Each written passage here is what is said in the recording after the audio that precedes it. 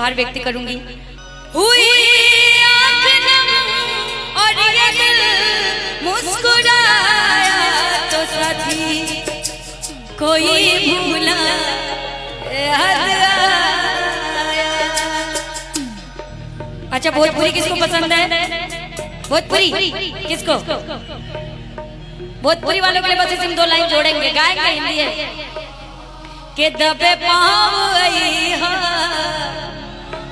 नजरिया बचा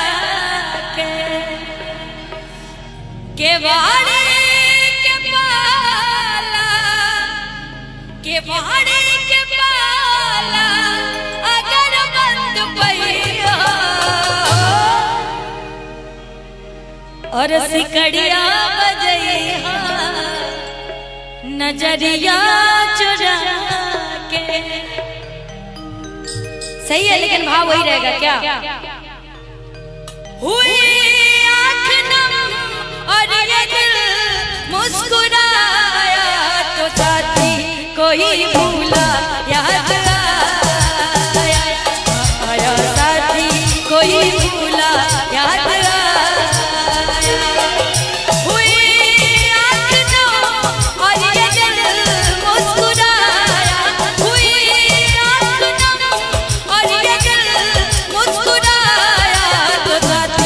कोई भूला याद आया, आया साथी कोई भूला याद आया।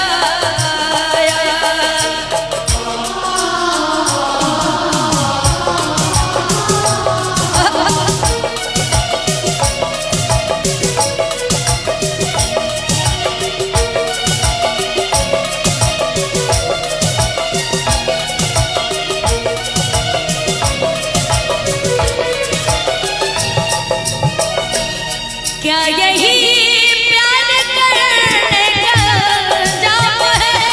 दिल लगाने का ये कैसा ही नाम है? दिल लगाने का ये कैसा ही नाम है? दिल लगाने का ये कैसा ही नाम है? हंसी जिसको दी है हंसी ने रुलाया, हंसी जिसको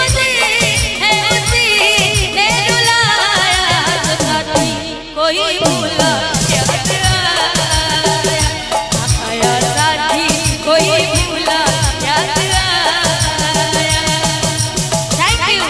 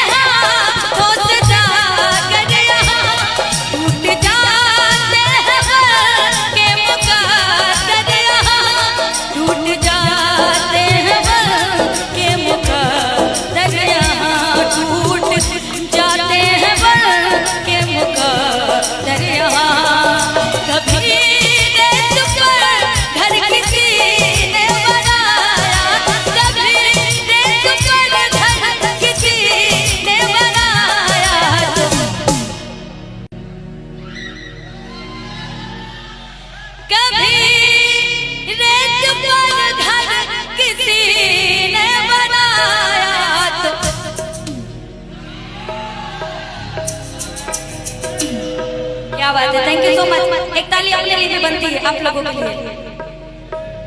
कि कभी रेत पर घर किसी ने बनाया तो कोई भूला याद आया, साथी कोई भूला याद आया। हुई आँख नम और ये दिल मुस्कुराया, हुई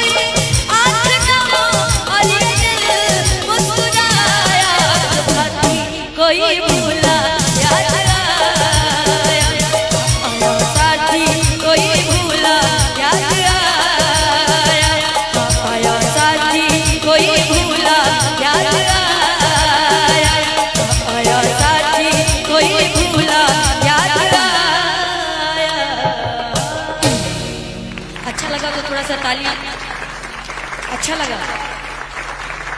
भोजपुरी में आओ या हिंदी?